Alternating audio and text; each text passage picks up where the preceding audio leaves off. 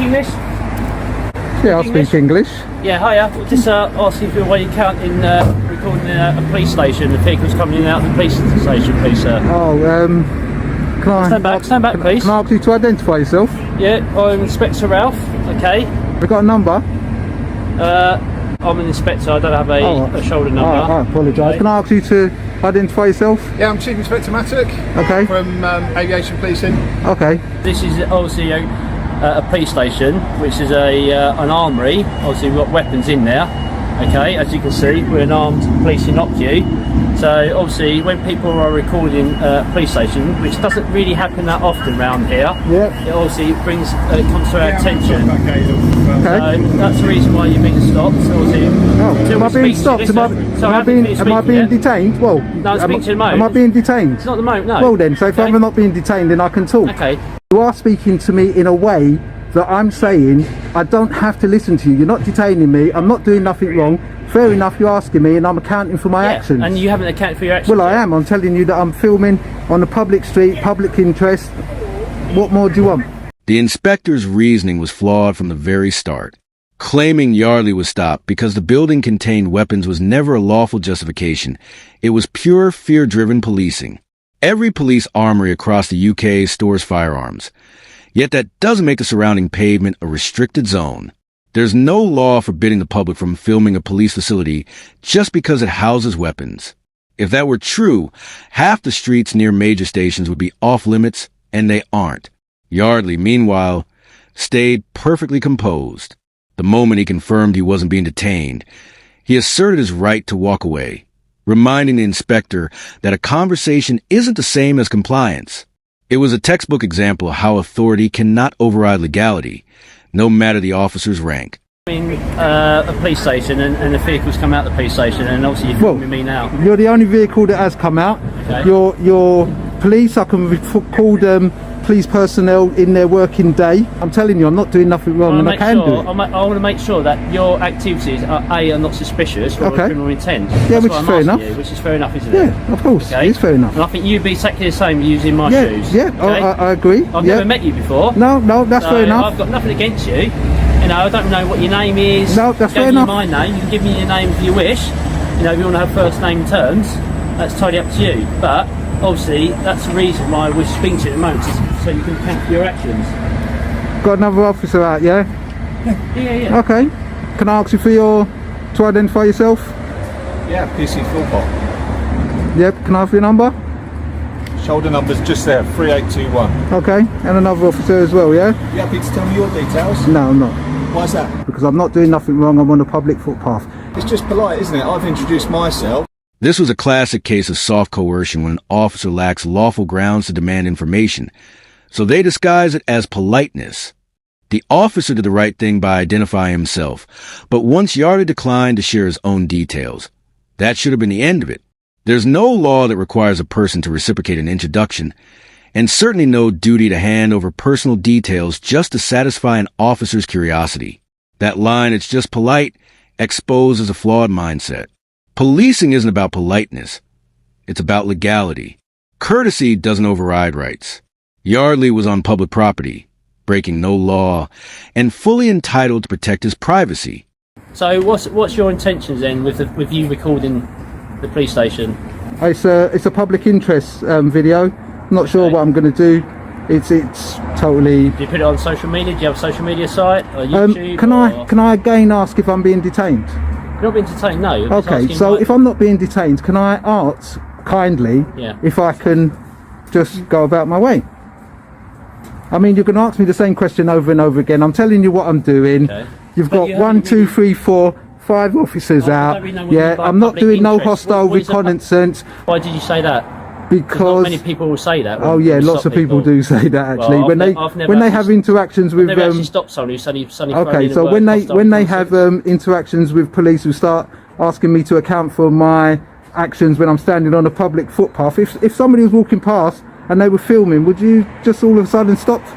The inspector practically admitted that his suspicion stemmed not from Yardley's behavior, but from Yardley's knowledge of his own rights. When Yardley stated he wasn't engaging in hostile reconnaissance, he was merely addressing the predictable excuse officers use to justify unlawful stops. Yet instead of taking that clarification at face value, the inspector twisted it into suspicion, as if understanding the law is somehow incriminating. Yardley's counterpoint hit perfectly. If a random passerby filmed the building silently, would they be stopped? Of course not. What the inspector revealed was his discomfort with an informed, confident citizen.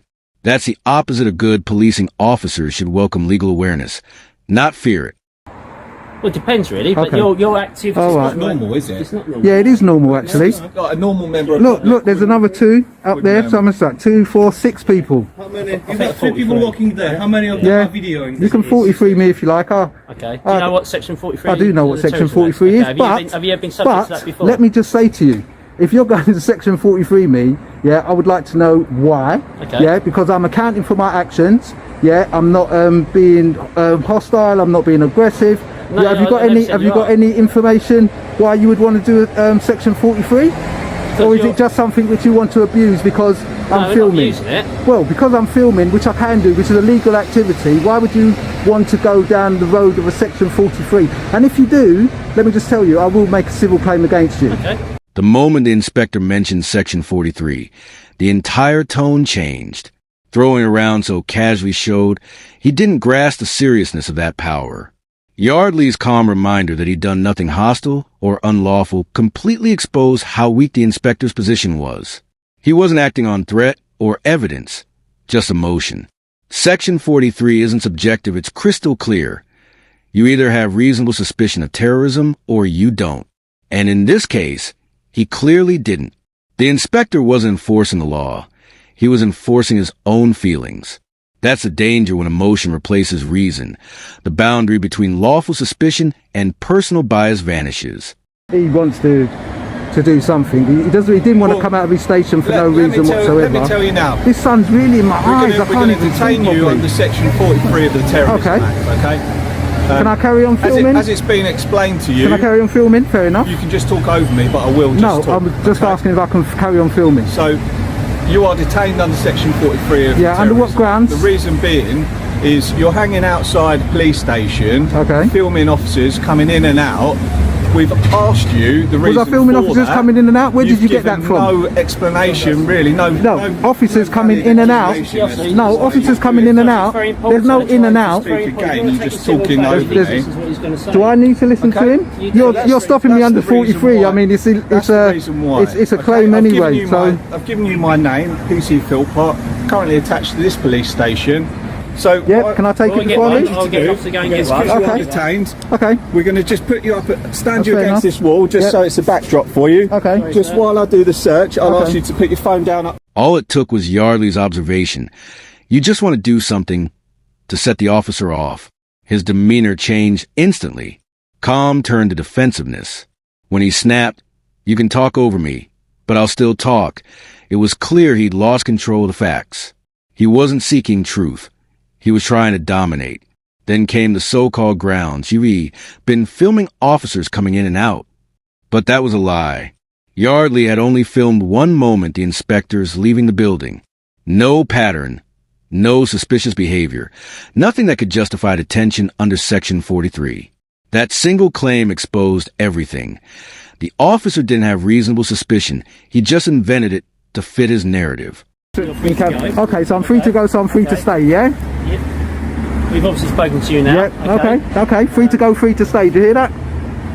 Yeah, of course. Okay, so I've done nothing wrong. I was just saying to your inspector, what was your rank, please? Chief Inspector. Chief Inspector, are you higher than this guy? I don't mean it in a. We work together. Yeah, I know, but I'm asking his rank. Are you higher than Yeah, rank? I'm his Okay, supervisor. so I'm tasking him, your inspector, to look at some paperwork that speaks about Section 43.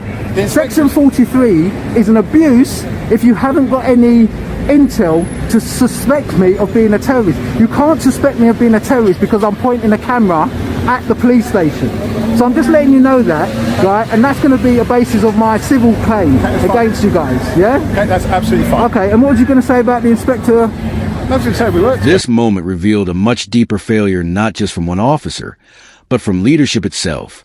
The inspector was the one pushing for a Section 43 search, yet the chief inspector, the senior-most officer there, stood by and allowed it. That's inexcusable. A person in his position should know that filming a police station is not grounds for terrorism suspicion. The Home Office and police guidance have confirmed this repeatedly. Photography in public is not a crime, and suspicion must be based on concrete intelligence, not assumption. When both an inspector and a chief inspector ignore that, it's no longer a training issue, it's a leadership crisis. It's over, sir. You are free to leave. We are going to have to go because we're going to need to go. So anything you write down in your notebook, is ridiculous. Inspectors and chief inspector, sorry, but it wasn't very good. Yeah, do not abuse section 43. It is an abuse of power, and that is all that you was trying to do, is insert your power over me. If you thought that detention was shocking, wait for what came next, an even worse incident. This time, Yardley reveals exactly how much compensation he received. Go on, mate. You just put your thing down. No, Put it down. I'm not going to put it At down. the moment, you're detained under section 43 of terrorism, mate. Okay, fair enough, yeah. You want to put it down? What's the reason? Well, I'm not resisting, but what's the reason? Yeah, well, I'm not resisting, I'm filming you. Have you got your camera on? I'm filming you, mate. The camera's on. Okay. You might want to put it down, else you're going to get that. Alright then, let me put it down. Let me put it down then. Alright, let me put it down, okay. Because you illegally detained me. You stopped and searched me unlawfully. That's what you done. Hold on. Let me ask a question. Am I still being detained? You haven't released me from my detainment yet. I take it I'm still being detained, yeah? So I'm still being detained. No one told me that I've been released from detainment unlawfully. There you go. I got notification from my solicitor, HNK, and the police have settled in the sum of £1,000. £1,000 of taxpayers' money. This case is a masterclass in how not to conduct a Section 43 stop. The officer stormed toward Yardley, slapped on handcuffs immediately, and declared a terrorism detention without giving a single lawful ground. No communication, no explanation, no reasonable suspicion, just pure reaction. Section 43 requires officers to articulate their grounds before detaining someone, not after. The moment Yardley's wrists were cuffed without cause, the detention crossed from legal authority into unlawful assault. When Yardley calmly asked if he was still detained, the officer didn't even answer. He rolled up his window and smugly said, "Bye-bye." That wasn't policing. It was mockery. Yardley didn't let it go. He handed the case to HNK Solicitors, one of the UK's top police misconduct law firms, and they secured him a £1,000 payout, taxpayer money spent to cover an officer's incompetence. The whole event was a display of arrogance, ignorance, and ego. Yardley wasn't an agitator. He was simply filming in public, a right protected and upheld countless times by law. Yet, the moment the camera appeared, the officer's training vanished. Watching both an inspector and a chief inspector twist Section 43 of the Terrorism Act into a personal comfort clause was both embarrassing and alarming. The armory excuse was absurd, as if every police station were a top-secret military base. Yardley countered with reason and law, but they fell back on rank and authority, because that's all they had left. Then came the government building fiasco, the final insult. The officer didn't even pretend to stop was lawful. He jumped straight to cuffs, declared a Section 43 detention, and never explained why. That's not counterterrorism, that's cowardice masked as control. When Yardley calmly asked again if he was detained, he got a window rolled up in his face. That one gesture summed it all up. Zero respect, zero accountability, and complete disregard for the law. But justice prevailed. Yardley's persistence turned humiliation into exposure, and exposure into victory. 2 Section 43 detentions, 2 collapses of professionalism, and 1 powerful reminder. The camera never lies, even when the police do.